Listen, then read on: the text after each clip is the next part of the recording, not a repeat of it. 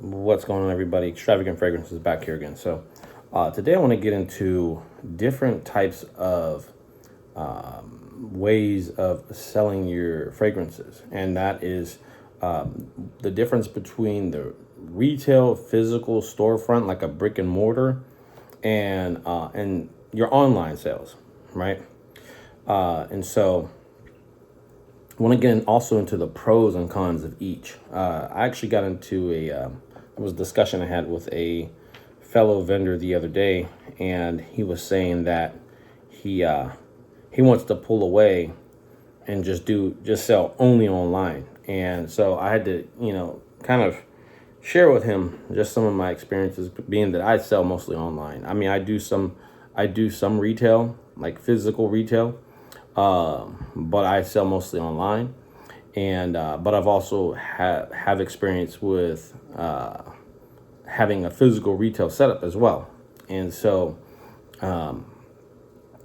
he was talking about how, he's older guy, he doesn't have children, he's not married, but so I mean, pretty much all his time he's like, what am I going to do with my time? Like, it'll be like a Sunday and he'll be sitting in the store making sales, and there's no problem with that.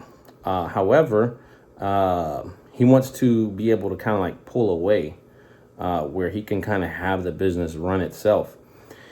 And so I had to basically explain to him like my experience in online sales versus retail sales. So, the benefits to having a physical retail storefront, for example, would be that if you have a customer that comes walking in, they can try out, 100 of your fragrances on the spot and smell all 100 of them, right?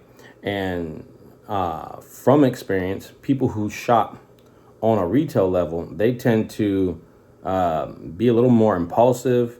They tend to order more selections when they're there, like physically in front of you, right? And not only that, but when they come back to shop with you, if it was their first time, for example, they may come back with 2 or 3 other people, right? 2 or 3 other family members who can then also come in and check out multiple of your fragrances and make selections and kind of just build up this memory bank, if you will, of different fragrances that you have, right? So perfect example, they come in, they smell, let's say 20 or 30 fragrances. They already know, ooh, I remember this fragrance. I remember that, Animal Shulk or Soft, whatever, right? The Versace Eros. And they're like, I want to go back for that fragrance because I remember that fragrance, right? So it has its advantages in the sense that, you're going to get those impulse buys. You're going to get those customers that they know what your whole library smells like, right? And then they can refer other people to your shop. And there's a saying that, people like to shop with other people, and that is definitely true. However, one thing that he did explain to me was that his nephew, he had a family member, and his nephew wasn't really paying attention. He's like, he tried to have him come in. He's looking on the security camera, and he's seeing his nephew's got his face in his phone. Like, he's like, there's like 5 people in the store, and he's on his phone, like doing other things. And so he fired his nephew on the spot, right? So that's the downside. I would say that's the downside of having a physical storefront, is that, it can be hard to find and trust who you put in place to kind of have your store on like autopilot, basically, where you pull away, you go on vacation, you do whatever you want to do. So I would say like one of the biggest things is that one of the most valuable things that you can have if you are setting up a physical storefront is going to be trust. That's probably the most valuable thing that you can come up on, is somebody that you can trust, which is very hard to find. It's like finding a diamond in the rough, right? It's very difficult to find. One of the things that I see is that especially with the Bengali community. You guys know they're very big in the oil space. Is many of them will have family members, right? They'll have family members running the store, right? And in which many of them will live under one roof. This is how one thing I know about, the Bengalis is they're very big on family. They're very big on combining their resources, getting under one roof. So if one person fails, it's like, what's up, right? The whole family's like, dude, where you been, right? You get what I'm saying? There's a more accountability, and there's more, what's the word I'm looking for? More of a vested interest, right? When family members are involved versus, say, somebody who's just there. One of the biggest things I would say would be a big mistake is to have your store, and then you're hiring people on wages. To me, my personal opinion, I wouldn't do it. Because when you hire someone and you put them there on wages, they're not going to really value that. They're not going to value a sale like you would value a sale, right? They're just looking at the clock. It's like, I'm here, I'm going to put in my time, and I'm get out. I don't really care. What is going on. Because at the end of the day, I'm making what I'm making, and it's fixed, right? And that's not even enough for me to even get by, because I can't even afford a basic cost of living. You get what I'm saying? So that, to me, that I think is a failed business model. Even, I would say, not just in something like this business, but I'm seeing it also like in restaurants, right? That's a failed business model, in my opinion. Is where they're hiring chefs, for example, and the chefs are coming in on a fixed wage or a fixed salary that is not making their ends meet, right? I would say that if I were to do something like that, I would have to make sure that I would bring the person in as someone who's there to share a percentage of the profits, or a percentage of percentage of the sales. You're there on percentage, so it gives that person a vested interest to make it like worth their time to be there. And so if the guy comes in, he sees 5 people there on the in the store, he's gonna think twice about, oh snap, I can't miss the sale, because this is part of my profit, right?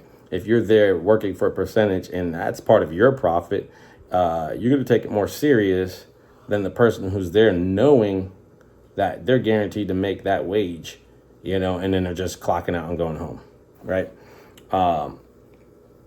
So that's what I would say is, if you're doing, like, let's say if I'm doing like a physical retail storefront, I want people there who have a vested interest. And if it's not family, I would want it to be someone who's there on percentage. Right? You're not getting paid a wage. You're there just like I'm there if I'm the owner. You're there getting a percentage, right? And then, I would put something in writing, put some kind of business contract in writing. And there was one chef that I was talking to, going back to like the restaurant business, for example, and I was telling him, I'm like, why don't you, instead of hopping from one restaurant to another because you're not getting paid enough for the hour or the salary, why don't you come in and ask for a percentage of the business? Because at the end of the day, the chefs, are there's a high turnover rate from what I understand. And if the owner knows that you're coming in as a part of a business owner, you are the business. If you're a chef, if you're the head chef, you really are, like, the whole company really rests on you, right? The restaurant business is a very challenging business, from what I know, and so why not come in as someone who is getting a percentage of all the sales that's coming in, or the people that are dining in, right? So back to the fragrance. Okay. So we talked about the physical retail storefront. Now let's talk about the online storefront. So with the online storefront, yes, it does have its challenges as well, but it also does have its perks. And that being is that with the physical retail storefront, see, like I can pull away right now and make this video, right? I don't have to worry about someone walking in. I'm here in my house, I don't have to worry about someone walking in and, a customer that I have to tend to at this time, right? Even though there are orders right now that I have to process and ship out, right? I have a grace period of, how many days that I'm going to be processing orders and getting them in the mail. So there is that, right? But and also, you can reach a bigger audience, right? I can reach somebody, let's say, as far as France, right? Versus, just making sales locally, right? So you may be able to hit markets for certain fragrances better when you're selling online than if you're selling in a physical retail storefront, right? And so that is probably the perks of selling online, is reaching a farther audience nationally and also internationally, right? And then you have the downsides. Now, the downsides is that, you may not get that impulse order, right? You don't have a storefront, a physical storefront, if you're selling online, where people can just come in and they, like, for example, I have a couple of my viewers who want to, you know who you are, but it's all good, like I said, I'll work with you, but they want to smell your whole library, and it's like, ooh, that's a tough order. If you want to smell all 100, 200 fragrances, and you want me to bottle each fragrance, that's going to take a long time to bottle everything up, right? And so you kind of have to work the sample system, but that's a challenge also, because not so much that it's difficult to do that many samples, it's more of the time that it takes to fill all those samples, right? So usually, like, for example, what I'll do is, like, if a customer orders, in that order, I'll say, okay, throw me a couple samples of this, a few samples of this. Let me try this. And so you really kind of have to work the sample system, right? Where if you get a new fragrance in, with your customers, you'll send it out with, like, for example, I'll do wholesale. Boom. Okay, if I get new stuff in, I'll send out samples of the new stuff, right? And so you kind of have to work that sample system. Now, where it does get tricky is, is like, if I get new stuff and the wholesale customer, for example, or the retail customer, for example, hasn't smelled it, sometimes it's hard for me to keep track of, what did the customer smell the new stuff that I got in, right? So I could get new stuff in and forget that, oh, this customer over here didn't try the new one, right? So it's really hard for me to tell what they tried, even with my suppliers. Sometimes they'll send stuff out to me, the same sample, like 2-3 times. And it's like, well, I already tried this before. And I already bought some of this. I bought some of it from you. And so that's kind of like the challenge with, like, the sample system. If you have a physical an online storefront, is working the sample system. It can work, it does work, but it can get a little tedious. In a sense, it's hard to keep track of what the customers tried and what they didn't try. Let me think what else. Yeah, so, and that was another conversation that we had the other day with the store owner, is that I was telling him, as I always preach to my audience, is that if you are a physical vendor, you want to get customer acquisition, meaning phone numbers. Most importantly, emails, right? Physical addresses, right? One of my followers, he was saying that people change their phone numbers, people change their addresses a lot, but people usually keep their email. And so yeah, was a really good point, is that it's important to get that email address, because for example, like this guy was saying that, you know, he was probably going to be moving out if this shopping complex closed down. Then he would want to get into another physical storefront. And I was telling him that if you have the emails of all your customers, you should be trying to get those emails, so that way when you make that transition to another location, all you got to do is just send an email blast to get your customers to follow you to this new location. So I think that's the pros and cons of retail, physical storefront, and also online selling.